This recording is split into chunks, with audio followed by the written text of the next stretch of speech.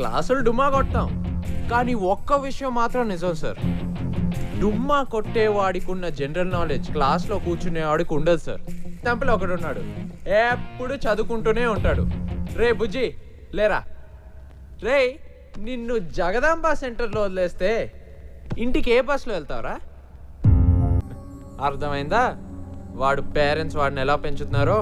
స్టూడెంట్స్కే ranks రావాలని మీరు, తమ పిల్లలకే ర్యాంక్స్ రావాలని పేరెంట్స్. చదువు పేరుతో తెచ్చే ఒత్తిడిని తట్టుకోలేక యావరేజ్గా రోజుకి 16 మంది సూసైడ్ చేసుకుంటున్నారు. లాస్ట్ 3 years లో 16,000 మంది సూసైడ్ చేసుకున్నారు. ర్యాంకులు రాని వాళ్ళు ఎందుకు పనికి రానట్లు, పర్సంటేజ్ రాకపోతే బతకటమే వేస్ట్ అన్నట్లు మీరు యూత్ ని తయారు చేస్తున్నారు. అలాంటి టార్చర్ ని తట్టుకోలేక పేరెంట్స్ కోరుకున్నట్టు బతకలేక ఓ స్టూడెంట్ సూసైడ్ చేసుకుంటూ రాసిన ఈ లెటర్ చూడండి. స్టూడెంట్ కి మార్కులు ఎలా సంపాదించాలో నేర్పడం కాదు సార్, సబ్జెక్ట్ నేర్పండి సార్. నాలెడ్జ్ ఎలా పెంచుకోవాలో నేర్పండి సార్. ఎప్పుడో రాసిన సిలబస్ ఇప్పుడు కదే. బయట ప్రపంచం రోజుకు ఒక రంగు పులుముకుంటుంది.